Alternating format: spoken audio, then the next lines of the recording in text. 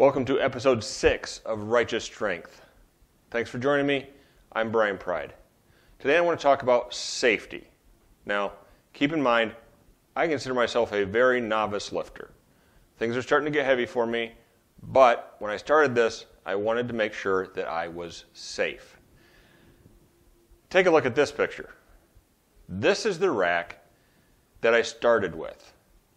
And I very quickly realized that if I was going to try to lift off this rack, squat off this rack, and it got any kind of heavy for me, I was going to put myself in danger. So, I bought the power rack. That was one of the first things I got when I started this new program, along with the Olympic barbell set. Why get a power rack? Well, if you notice from the other rack, there are no safety features on that thing. There's pins to hold the bar. You pick it up, and it's all you. I'm in the basement alone doing this workout. If something goes wrong, if I can't pick the weight up, it's on me to make sure that I get out from under it. That's where the power rack comes in very handy.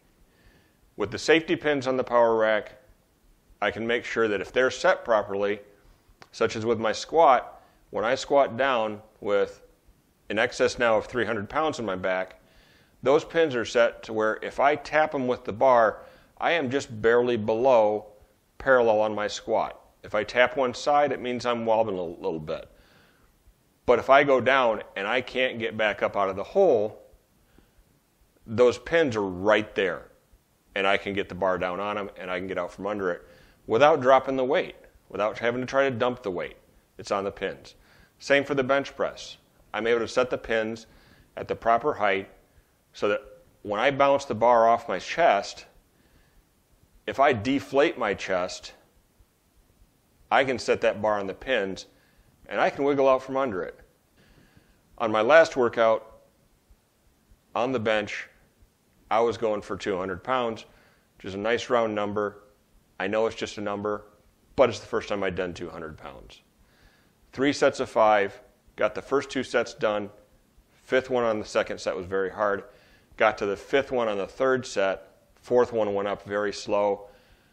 Brought it back down to try the 5th, and it just wasn't going back up off my chest. I was able to set the bar on the pins.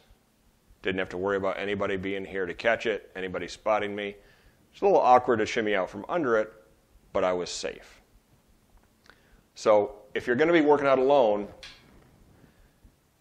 I wouldn't recommend ever doing it without a power rack, without a safety rack. So you can set the pins, you can set the safeties, you can set the height when you're picking it up off the rack so that you're not doing a full squat practically off that old bench before I would even get the bar off the rack, and I had all kinds of stuff in my way. And a few episodes ago we talked about new equipment that I got, the lifting shoes, the knee sleeves, and the weightlifting belt. This is my old weightlifting belt. It's fabric, it's Velcro, and it flexes really easy around the edges. I noticed a huge difference when I did get the 4-inch leather belt. This 4-inch, 10 millimeter thick leather belt, I noticed the first time I lifted offered a whole lot more support for me to push against with my muscles and stabilize that back under these heavy loads than the fabric belt did. So if you're going to be doing heavy lifting, I would very much recommend getting a good leather belt. That's about it for today. I'm getting ready to do my workout here on Saturday morning.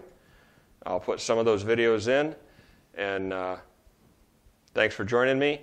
Have a great day. Happy lifting. We'll talk to you later.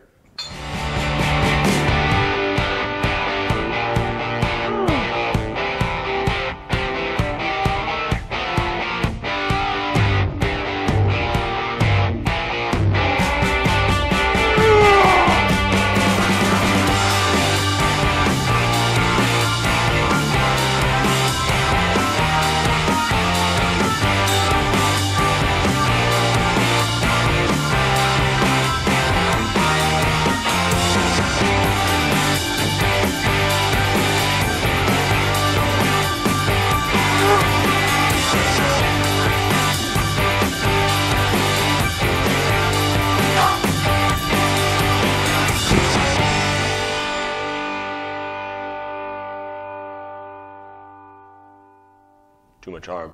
Bleh.